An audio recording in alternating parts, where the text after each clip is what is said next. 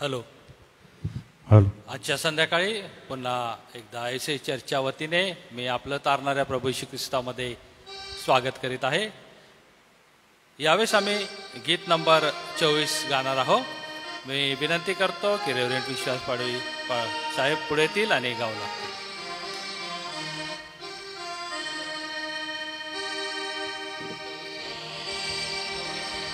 गीत नंबर 24.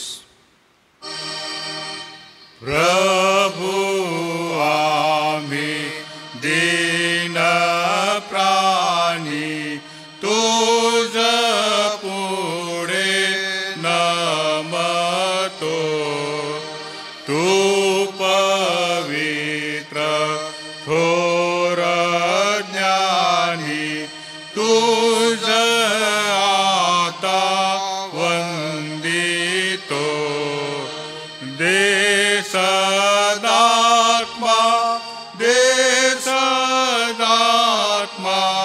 सायत्याचे मागतो.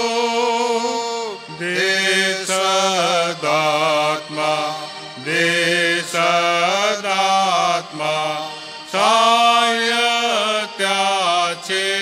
मागतो. प्रिय येशू तव प्रीति नित्य राहो अंतरी.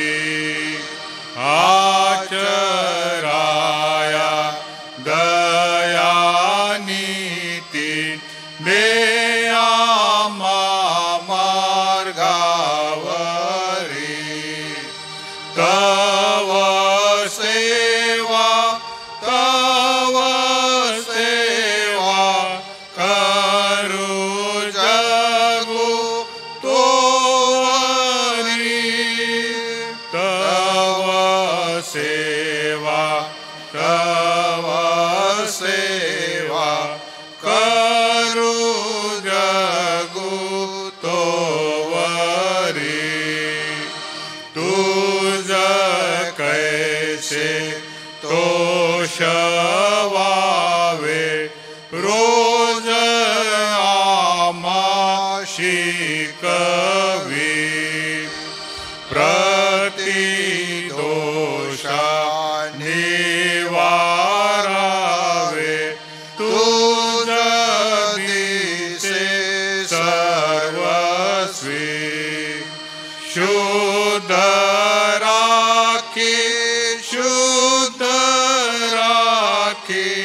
मोहातून सोडवी.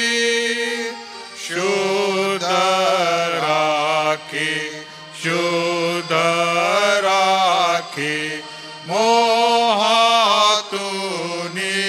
सोडवी. खरे आम्ही नीच पापी तरी दया दाखवी. परी झालो अनुतापी करी क्षमा शांतवी.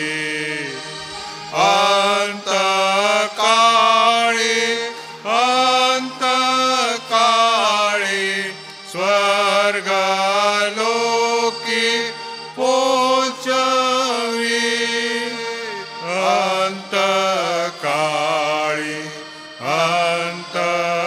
अंतकाळी स्वर्गलोकी पोचवी. आजच्या संध्याकाळी या प्रार्थना वंदनामध्ये पुन्हा एकदा आपलं तारणाऱ्या प्रभू येशू ख्रिस्तामध्ये स्वागत करतो.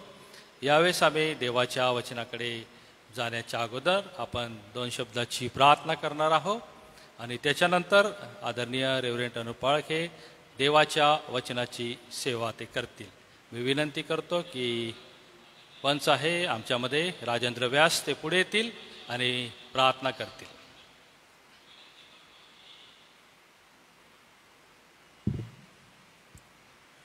प्रार्थना करू. पुन्हा परमेश्वरा आम्ही आभार मानतो, तुझी स्तुती करतो, तुझी उपकार मानतो. प्रभूजी, तू आमचा सांभाळ केलास, तू आमचा प्रतिपाळ केलास, प्रत्येकाच्या सेवेमध्ये प्रत्येकाच्या कामामध्ये तू मदतगार झालास. आणि पुन्हा नव्याने प्रभू तुझ्या वचनाचं स्मरण करत असताना, गीतांच्या आधारे तुझी स्तुती स्तवन करत असताना तू आमच्या सोबत आहे, आमचा पूर्ण विश्वास आहे. आजची सायंकाळ प्रभू आम्ही जे ऑनलाईन बघत आहोत, आम्ही जे ऐकत आहोत, आम्हा प्रत्येकाला एक आशीर्वादाचे कारण असू दे. आणि विशेष करून तुझ्या दासाला लागणारी कृपा पुरव. तुझ्या पवित्र मार्गदर्शन त्यांच्या मुखाला आणि ओठाला तू स्पर्श करून दे, ही आमची प्रार्थना आहे. परमेश्वरा, आम्ही जे ऐकू आम्हा प्रत्येकाला तुझी कृपा पुरव, एक नवीन आशीर्वाद, एक नवीन कृपा आम्हा प्रत्येकाला पुरव. सर्व प्रकारच्या तांत्रिक अडचणी दूर करून प्रभू आजची सायंकाळचे मनन प्रभू तू आशीर्वादित कर. आमची प्रार्थना ऐकलीस, आम्ही आभार मानतो. येशूच्या नावाने मागतो म्हणून तो ऐक. आमेन.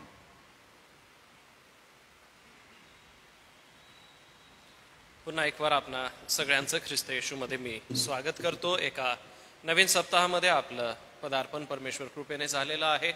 आणि या नवीन सप्ताहाची सुरुवात आपण पवित्र वचनाच्या मनन चिंतनाने करत असतो. आणि आज सोमवारी सायंकाळी देवाच्या पवित्र वचनातून मनन करीत असताना आपणा सगळ्यांसोबत एक चिंतनाचा विषय मी घेऊ इच्छितो. आणि तो चिंतनाचा विषय आहे की आमच्याबरोबर परमेश्वर असताना आमचं जीवन आम्ही कसं जगावं. किंवा काही उदाहरणं मी आज सायंकाळी आपणाला सांगणार आहे की त्या लोकांच्या जीवनामध्ये परमेश्वराची उपस्थिती होती आणि परमेश्वराच्या उपस्थितीमुळे त्यांना जीवनामधल्या प्रत्येक प्रसंगाला देवाने आशीर्वादामध्ये रूपांतरित केलं. परमेश्वर आमच्या सोबत असल्यावरती आम्हाला कसल्याही प्रकारची अडचणी येत नाही, तर परमेश्वर त्या सर्व परिस्थितीतून आमचे मार्ग मोकळे करतो. याचं एक सर्वप्रथम उदाहरण उत्पत्तीचं पुस्तक अध्याय 21 याच्यामध्ये आहे. उत्पत्ती अध्याय 21, या 21व्या अध्यायामध्ये वचन 2. उत्पत्ती अध्याय 21 आणि वचन 2. सारा गर्भवती झाली. देवाने सांगितलेल्या समयी अब्रामाला म्हातारपणी तिजपासून मुलगा झाला. आता परमेश्वर सोबत असल्यावरती किती अद्भुत गोष्टी घडतात ह्याचं एक आदर्श उदाहरण आम्हाला या ठिकाणी दिसतं. मी जसं आधीच आपल्याला सांगितलं की परमेश्वर आमच्या सोबत आहे तर आम्हाला कोणत्याही गोष्टी अशक्य नाही. जीवनातल्या त्या गोष्टी शक्यतेच्या अशा होत असतात. या ठिकाणी अब्राहम आणि सारा ह्यांच्या जीवनाकडे बघत असता त्यांचा जो समय होता लेकरं प्रसवण्याचा, त्या पलीकडे गेलेले असताना परमेश्वराने अतिशय मोठं उत्तर त्यांच्यासाठी दिलेलं आहे. वचन 4 म्हणतं की अब्रामाने आपला मुलगा इसाक या 8 दिवसाचा झाला तेव्हा देवाच्या आज्ञेप्रमाणे त्याची सुनता केली. इसाक झाला तेव्हा अब्राहम 100 वर्षाचा होता. बघा परमेश्वर किती अद्भुत रीतीने या उभयतांना आशीर्वाद देतो. परमेश्वर देवबाप आमच्या प्रार्थनेची उत्तरं देतो. परमेश्वर देवबाप आमच्या जीवनामध्ये ज्या महत्त्वपूर्ण सांसारिक गरजा आहे किंवा कौटुंबिक जीवनामधलं जे महान प्रेम आहे ते आम्हाला ह्यातून दिसून येतं. कारण पती पत्नीच्या इच्छेमध्ये ही गोष्ट असते की त्यांनी लेकरं प्रसवावीत. आणि हा परमेश्वराचा आशीर्वाद आहे, कारण की लेकरं देवाने दिलेलं धन आणि देवाने दिलेली संपत्ती आहे. परंतु हे सगळं असताना परमेश्वर आमच्या सोबत जेव्हा आहे त्यावेळेला आमच्या जीवनामध्ये अशी अद्भुत कार्य घडून येतात. अब्राहम आणि सारेच्या जीवनातून आपण हे शिकतो की परमेश्वराला वेळेचं बंधन नाही, परमेश्वराला समयाचं बंधन नाही, सोबतच परमेश्वराला वयाचं सुद्धा बंधन नाही. त्याचं अद्भुत चमत्कार करण्यासाठी आणि देव त्याच्या अगणित देणग्यांपासून जे आशीर्वाद देतो ते देण्यासाठी परमेश्वरासाठी कोणत्याही गोष्टी अडचणीच्या नाही किंवा अडखळणाच्या नाहीत. परमेश्वर किती चांगला आहे याचा अनुभव आम्हाला अब्राहम आणि सारा यांच्या जीवनातून पाहायला मिळतो. 100 वर्षाचा अब्राहम झालेला असताना परमेश्वराने त्यांना आशीर्वादित केलेलं आहे. प्रभुदेव बाप देणारा परमेश्वर आहे. आज जसा आपण विषय अगोदरच छेडलेला आहे तो विषय म्हणजे परमेश्वर आम्हाला आमच्या परिस्थितीमध्ये आशीर्वादित करतो. दुसरं उदाहरण आपणासमोर घेऊ इच्छितो ते म्हणजे निर्गमाचं पुस्तक. निर्गमाचं पुस्तक अध्याय 14 आणि ह्या 14व्या अध्यायामध्ये वचन 21. निर्गम अध्याय 14 आणि वचन 21. मोशेने आपला हात समुद्रावर उगारला तेव्हा परमेश्वराने रात्रभर पूर्व दिशेचा जोराचा वारा वाहवून समुद्र मागे हटवला त्यामुळे पाण्याचे 2 भाग झाले व मधली जमीन कोरडी झाली. तांबड्या समुद्राला इस्रायली लोकांनी पार केलेला आहे. एक समुद्र जो अथांग असा आहे, जो समुद्र कदापि दुभागला जाऊ शकणार नाही किंवा तो दुभागला गेला अशी कल्पना सुद्धा कोणाच्या मनात करवली जाणार नाही. मागे फारोचं सैन्य आहे आणि पुढे तांबडा समुद्र आहे. अतिशय हवालदिल इस्रायली लोक झालेले होते आणि आता करायचं काय अशी परिस्थिती त्यांच्या नजरेसमोर आलेली असताना परमेश्वराने मोशेला म्हटलं की तुझ्या हातातल्या त्या काठीला समुद्रावरती उगार. आणि उगारल्यानंतर असं झालं की पूर्वेचा वारा व्हायला लागला. समुद्राचे 2 भाग झाले आणि कोरड्या जमिनीतून संपूर्ण इस्रायली प्रजा ही पायी चालत अशी पुढे निघून गेली. किती अद्भुत ते चित्र असेल. आजूबाजूला पाण्याच्या भिंती त्यांच्या उभ्या राहिलेल्या आहेत आणि मध्ये कोरडी जमीन आहे आणि ह्या कोरड्या जमिनीतून इस्रायली लोक जात आहेत. तेच करण्याचा प्रयत्न मागे मिस्र्यांच्या सैन्यांनी केला, परंतु त्यांच्या रथांचे चाक जमिनीत फसले. दुसऱ्या बाजूला आम्ही बघतो की लोक कोरड्या जमिनीवरून गेले, परंतु इकडे घोड्यांचे पाय आणि घोड्यांच्या रथांचे चाक होते ते चाक जमिनीमध्ये जाऊन चिखलामध्ये जाऊन रुतून बसले. देव किती अद्भुत आहे ह्याचं हे एक आदर्श उदाहरण आहे. परमेश्वर तुमच्या सोबत आहे आणि परमेश्वर तुम्हाला सहाय्य पुरवतो ह्याचं हे एक उदाहरण आहे. अब्राहम आणि सारेच्या जीवनातून आम्ही हे बघतो की कौटुंबिक जीवनामध्ये देव सहाय्य पुरवतो. मिस्र्यांच्या या मोठ्या गुलामगिरीतून परमेश्वराने त्यांना सोडवलं आणि तांबड्या समुद्रातून त्यांना पुढे नेलं. यावरून आम्हाला देव हे दाखवतो की देव आमच्या सामाजिक जीवनामध्ये आमच्या संरक्षणासाठी आमच्या सोबत आहे. आज काही प्रश्न आपल्या मनामध्ये असतील की परमेश्वर माझ्यासोबत असल्यावरती या समस्या माझ्यासमोर काय येतात? ते यासाठी येतात की परमेश्वराचं सामर्थ्य तुम्ही समजून घ्यावं. परमेश्वराचं सामर्थ्य तुमच्या जीवनामध्ये किती अद्भुत रीतीने कार्य करतंय हे तुम्ही आणि मी समजून घेतलं पाहिजे. समुद्र दुभागणं ही कल्पना इस्रायलांच्या मनात कधी नव्हती आणि मिस्री लोकांच्याही मनात नव्हती. त्यांना असं वाटत होतं की आता हे लोक आमच्या हाती सापडलेलेच आहेत, आता ह्यांच्यावरती डबल वेट बिगारी आम्ही करू किंवा ह्यांना आता पुन्हा आम्ही आमचे गुलाम करून ठेवू व आमचे सर्व कामं करण्यासाठी ह्या प्रजेला पुन्हा आम्ही आमच्या हाताखाली घेऊ असं त्यांच्या मनामध्ये होतं. परंतु देव किती सामर्थ्याने भरलेला आहे. परमेश्वराने पाण्यातूनही त्यांच्यासाठी मार्ग मोकळा केला. जमिनीतून जावं असं परमेश्वराने त्यांना नेलं. किती अद्भुत चमत्कार. देव निसर्गालाही आज्ञा करतो आणि हा निसर्ग ऐकतो हे आपण विसरता कामा नये. परमेश्वराचं सामर्थ्य ह्या निसर्गावरती आहे. परमेश्वराचं सामर्थ्य मानवाच्या जीवनावरती आहे, पती पत्नींच्या जीवनावरती आहे. परमेश्वराचं सामर्थ्य हे या सृष्टी तत्वाला आपले नियम बदलण्यास लावणारं सुद्धा आहे हे देखील आपण समजून घ्यावं. ख्रिस्त पाण्यावरती चालला. प्रभू येशू ख्रिस्ताचं पाण्यावर चालणं हे निसर्गाला आव्हान देणं आणि निसर्गावरती प्रभुत्व दाखवणं हे आम्हाला दाखवतं. प्रभू येशू ख्रिस्ताचं सामर्थ्य पाण्यावरती आहे. ज्या वेळेला काना गावामध्ये पाण्याचा द्राक्षरस ख्रिस्ताने केला, त्या पाण्याला परमेश्वराने द्राक्षरसामध्ये रूपांतरित केलं. यावरून हेच दिसतं की आमचा प्रभू परमेश्वर किती चांगला आहे आणि किती सामर्थ्याने भरलेला आहे. अजून एक उदाहरण आपणाला दाखवतो. थोडंसं पुढे जाऊ आणि यहोशाच्या पुस्तकामध्ये जाऊ. निर्गम, लेवी, गणना, अनुवाद आणि मग यहोशवा 6व्या अध्यायामध्ये आपण जाऊ. यहोशवाचा 6वा अध्याय आणि या 6व्या अध्यायामध्ये आम्हाला 20वं वचन वाचायचं आहे. यहोशवा 6 आणि वचन 20 येण्याप्रमाणे. तेव्हा लोकांनी जयघोष केला आणि रणशिंगे वाजत राहिली. रणशिंगाचा आवाज ऐकता लोकांनी मोठ्याने जयघोष केला आणि तट जागच्या जागी कोसळला. लगेच लोकांनी आपापल्या समोर त्या नगरात सरळ चालत जाऊन ते हस्तगत केले. यरीहोची भिंत पडल्याचं मोठं उदाहरण या ठिकाणी आहे. लोकांनी जयघोष केला आणि जयघोष करून ते आतमध्ये गेले. देव तुमच्या सोबत असल्यावरती कोणत्याही गोष्टी अशक्य नाही ह्याचं हे 3रं उदाहरण. पहिलं उदाहरण अब्राहम आणि सारेचं आहे की देव तुमच्या सोबत असल्यावरती तुमच्या कौटुंबिक जीवनात देव आशीर्वाद देतो. दुसरं उदाहरण आपण नुकतंच बघितलं की परमेश्वर निसर्गाला देखील बदलायला लावतो तांबड्या समुद्राला दुभागण्याच्या द्वारे. आणि आता हे 3रं उदाहरण आपण पाहतो की यरीहोची भिंत जी इतकी मोठी होती की ती कदापि पडणं शक्य नाही, परंतु परमेश्वराचं महान सामर्थ्य इस्रायली लोकांच्या सोबत होतं आणि मानवाने निर्माण केलेल्या ह्या मोठ्या इमारतीला अतिशय जयघोषाने प्रभूने पाडून टाकलं व एक मोठा विजय इस्रायली लोकांना दिला. लोक चालत जाऊन त्यांनी ते नगर हस्तगत केलं. यरीहोचा कोट पडला ह्याबद्दल आम्ही लहान लेकरांना संडे स्कूलच्या गोष्टीमध्ये सांगत असतो. परंतु ही केवळ गोष्ट न राहता ही एक ऐतिहासिक उदाहरण आहे आणि ही एक ऐतिहासिक सत्यता आहे, हे आपण कदापि विसरू नये. आपल्या जयघोषामध्ये इतकं मोठं सामर्थ्य असलं पाहिजे. जयघोष करणं म्हणजे घोषणा करणं. घोषणा कशी करतो आपण, तर ती जोऱ्याने ओरडून करत असतो. आणि ह्या ज्या घोषणा आहेत या आमच्या अंतःकरणातून येतात आणि घोषणा देत असताना आमच्या शब्दांच्या सोबत आमचे हातवारे सुद्धा होतात आणि आमच्या तोंडातून उच्चार बाहेर निघत असतात.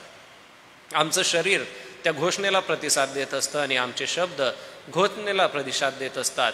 तर मग आज आपल्या स्वतःचं परीक्षण करूया की मला देव हे सामर्थ्य दाखवत आहे की घोषणेच्या द्वारे तो त्याचं बळ देतो आणि घोषणा करण्याच्या द्वारे देव मोठा विजय देतो. अजून एक उदाहरण आपणाला दाखवू इच्छितो, ते आहे पहिले शमूएलामध्ये. पहिले शमूएल अध्याय 17 मध्ये जाऊ.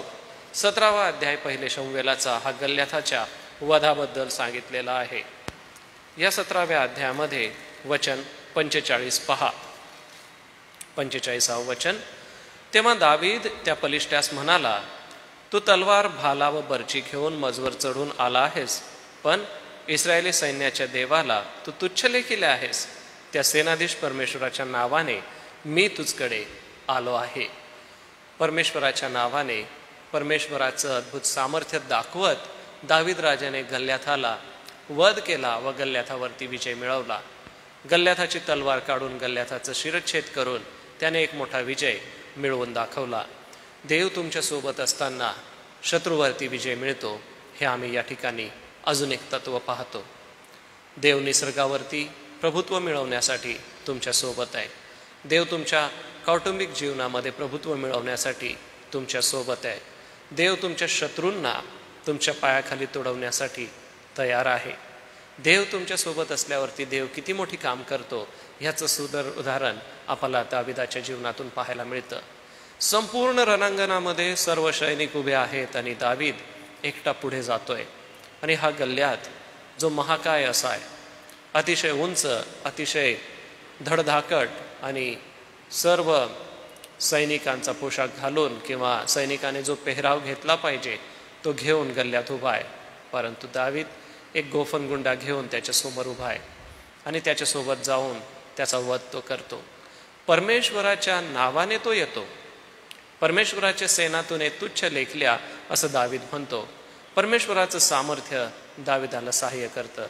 आमच्या जीवनामध्ये आमच्या समोर शत्रू कितीही मोठा असो, एक गोष्ट नेहमी लक्षात ठेवा की आमचा प्रभू आमच्या सोबत आहे आणि आमचा देव आमच्या सोबत असल्यामुळे आमच्या शत्रूवरती तो आम्हाला विजय देतो.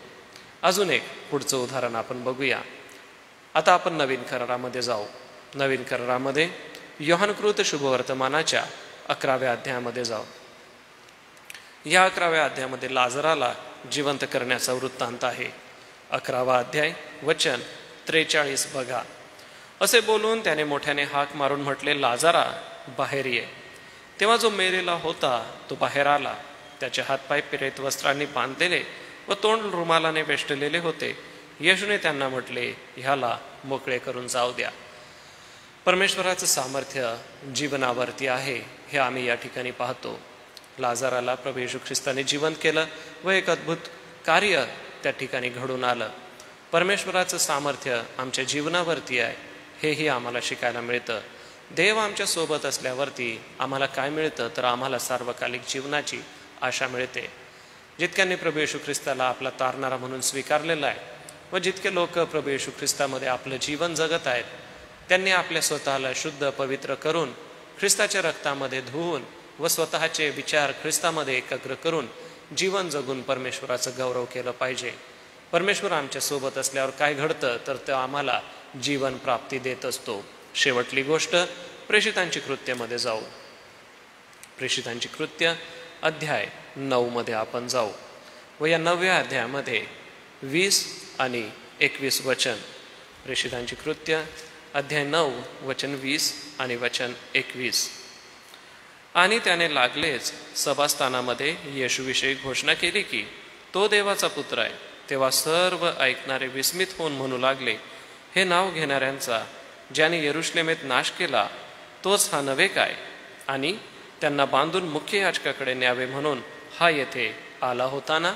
या ठिकाणी आम्हाला असं दिसतं की शाऊलाचं परिवर्तन, ज्याला आपण पौल म्हणतो, शाऊलाचं परिवर्तन किती अद्भुत रीतीने झालं. जो आम्हाला पकडणारा होता, ज्याने आमच्या विरोधात पत्रकं आणलेली होती, त्याला परमेश्वराने कसं बदललं.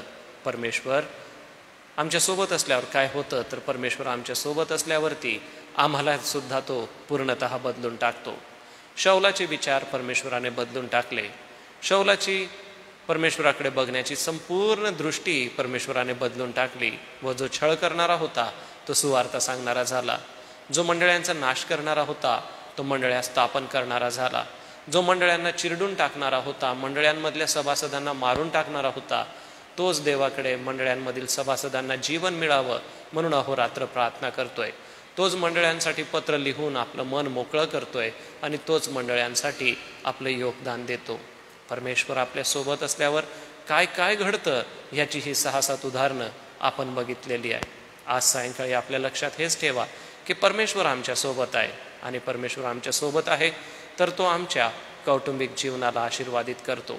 परमेश्वर आमच्या सोबत आहे, तो निसर्गालाही आज्ञा देतो आणि निसर्गसुद्धा तुमच्यासाठी मार्ग मोकळा करतो. परमेश्वर आपल्या सोबत आहे तर तो आम्हाला शत्रूवरती विजय देतो आणि शत्रूवरती विजय देऊन तो त्याचं गौरव करतो. परमेश्वर आमच्या सोबत आहे, तो आम्हाला जीवन देतो आणि परमेश्वर आमच्या सोबत आहे, तो आम्हाला सुद्धा बदलतो आणि पूर्णतः म्हणजे अंतर्यामी बदलतो आणि बाह्यतकारीही तो बदलून टाकतो. देव आमच्या सोबत आहे हे कदापि आपण विसरू नये. ह्या छोट्याशा वचनाच्या द्वारे देवबाप आपणा सगळ्यांना आशीर्वादित करो. पुन्हा एक वार प्रभूची स्तुती करू, परमेश्वराला धन्यवाद देऊ. नित्य प्रार्थना विषय आहे, ते नित्य प्रार्थना विषय घेत आपण प्रभूचरणी जाणार आहोत. आदरणीय रेव्हरंड LP वळवी पाळक साहेब आहे, मी त्यांना विनंती करणार आहे ते पुढे येतील आणि प्रार्थनासुद्धा आपल्या सगळ्यांसाठी करतील. विनंती आहे श्री हेमदीप वसावे सरांसाठी, प्रभुदेव बाप त्यांना आरोग्य देव. सोबतच बुधवारी रहिता अक्का उपचारासाठी जाणार आहेत. जुलियाना अक्का यांचा उपचार चांगल्या रीतीने होतोय, त्यांच्यासाठी उपकार स्तुतीची प्रार्थना करूया. सोबतच आपण प्रार्थना करूया की सर्दी खोकल्यामुळे मंडळीत खूप सारी लेकरं आजारी पडलेली आहे. आज आपण एक विनंती परमेश्वराकडे करणार आहोत, ती म्हणजे हिंस्र प्राण्यांचा प्रादुर्भाव आपल्या जिल्ह्यामध्ये खूप साऱ्या ठिकाणी वाढलेला आहे आणि ज्या 4-5 घटना घडल्या, ज्या लोकांना आपला जीव गमवावा लागला, त्यांच्या कुटुंब प्रियजनांसाठी आपण नंदुरबारची जनता म्हणून त्यांच्यासाठी देखील आपण प्रार्थना करणार आहोत. प्रभुदेव बाप त्या दुःखितांचे अश्रू पुसो आणि त्यांचं सांत्वन करो. सोबतच आपल्या जवळच असलेल्या गुजरात राज्यामध्ये मोठ्या पुराच्या पावसाच्या प्रमाणामुळे अनेक लोकांचे हाल होत आहेत. आपण त्यांच्यासाठी त्यांना मदत मिळावी यासाठी आपण प्रार्थना करणार आहोत. सोबतच आपण उपकार स्तुतीची प्रार्थना करू. ज्या प्रियजनांचा वाढदिवस आहे त्यामध्ये आज आदरणीय पठारे पाळकीनबाईंचा आज वाढदिवस आहे. सोबतच डॉक्टर रेव्हरंड जी जयकर पाळक साहेबांचा वाढदिवस आहे, त्यांच्यासाठी देखील आपण प्रार्थना करणार आहोत. यासाठी रेव्हरंड LP वळवी पाळक साहेब पुढे येतील आणि प्रार्थना करतील.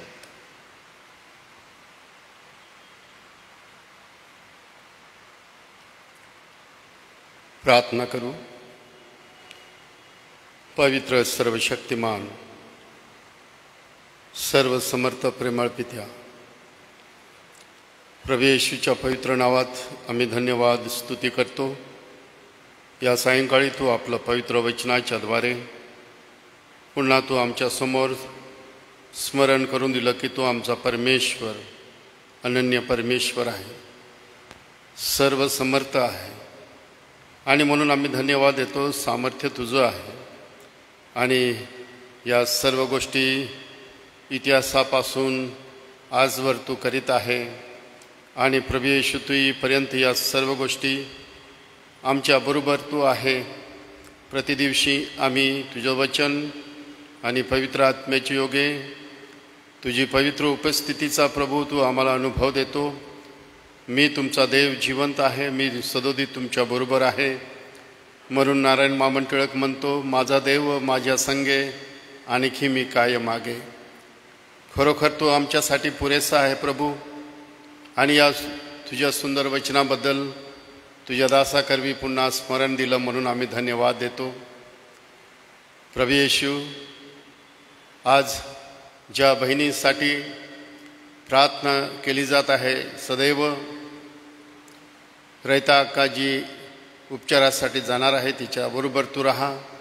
तुझी दया कृपा दृष्टी ठेव. हैदी अक्का तिच्याबरोबर प्रभू तिच्या या स्थितीमध्ये तिला तू आरोग्य दे आणि तिच्याबरोबर तू राहा. स्वर्ग आणि पृथ्वीच्या प्रेमळ पित्या, मी धन्यवाद आणि स्तुती करतो, कारण तू आमच्या विनम्या सदैव तू ऐकतोस. प्रभू, मी प्रार्थना करतो ज्या बहिणींचा वाढदिवस आहे, पाळकीनबाई पठारे पाळकीनबाई, तिला मागील वर्ष सांभाळलं. येणाऱ्या वर्षात तुझी कृपा पुरीव आरोग्य दे आणि संरक्षण कर. जयकर पाळक, ग्लॅडविन जयकर पाळक, त्यांना देखील प्रभू येणाऱ्या वर्षामध्ये तू आपली कृपा दया दृष्टी ठेव. तू आपलं आरोग्य त्यांना दे. तुझ्या सेवेसाठी लागणारी कृपा त्यांना पुरीव येणाऱ्या वर्षामध्ये आम्ही धन्यवाद देतो. मागील वर्षामध्ये तू सांभाळलं, तुझी कृपा तू पुरवली. प्रभू, पुन्हा एकदा या सायंकाळी आम्ही धन्यवाद देतो, कारण प्रभू आम्ही तुझ्याकडे येऊ शकतो. आमच्या शेजारच्या राज्यामध्ये गुजरातमध्ये प्रचंड पर्जन्यामुळे जे अतोनात हाल आहे, त्या सर्व गरजवंतांना तू सहाय्य कर, संरक्षण दे, अशी आमची प्रार्थना आणि विनंती आहे. स्वर्ग आणि पृथ्वीच्या पवित्र बापा, आम्ही सर्वजण तुझ्या चरणापाशी येतो. या दिवसामध्ये जे वातावरण बदलत आहे त्यामुळे अनेक साथीचे रोग आहेत, सर्दी खोकला, आणि यामुळे प्रभू तुझ्या लेकरांचं तू रक्षण कर. आणि जे वयोवृद्ध आहेत त्यांच्यासाठीही माझी प्रार्थना आहे. आणि या वयोवृद्ध काळामध्ये प्रभू त्यांना तुझी कृपा पुरीव शक्ती दे आणि त्यांचं रक्षण कर. आम्ही प्रभू तुझ्या चरणाजवळ येतो. रात्रीच्या समयी आमच्या सगळ्यांचा सांभाळ कर. सर्व अरिष्टापासून आमचं रक्षण कर. येशूच्या नावाने आमेन. मी पाळक साहेबांना थांबायची विनंती करतो, कारण आपण प्रभूची प्रार्थना म्हणू आणि मग आशीर्वाद LP वळवे पाळक साहेब देतील. आणि या रात्री ईश्वरा हे गीत गाऊ आणि उद्याच्या सूचना आपण घेऊ. हे आमच्या स्वर्गातील पित्या, तुझे नाव पवित्र मानले जाऊ. तुझे राज्य येऊ, जसे स्वर्गात तसेच पृथ्वीवर. तुझ्या इच्छेप्रमाणे हो. आमची रोजची भाकर आज तू आम्हास दे, आणि जसे आम्ही आमच्या ऋणी सोडितो तसेच तू आमचे ऋणी आम्हास सोड. आणि आम्हास परीक्षेत आणू नकोस, तर आम्हाला सर्व वाटापासून सोड. कारण की राज्य, सामर्थ्याने गौरव हे सर्व काळ तुझेच आहे. आमेन. आता आपल्या प्रभू येशू ख्रिस्ताची कृपा, देवबापाची महान प्रीती, पवित्र आत्म्याची गोड सहभागिता इथे जमलेल्या तुझ्या सर्व दासांबरोबर, ऑनलाईनमध्ये ज्यांनी तुझं वचन ऐकणारे सर्व तुझे प्रियजन, देवाची प्रिय मंडळी आणि निवडलेले राष्ट्र इस्रायल्याबरोबर प्रभू येशू तुझीपर्यंत सो. आमेन. या रात्री ईश्वरा तू मजला सांभाळ, आयुष्यभर राखीतो परम प्रतिपा.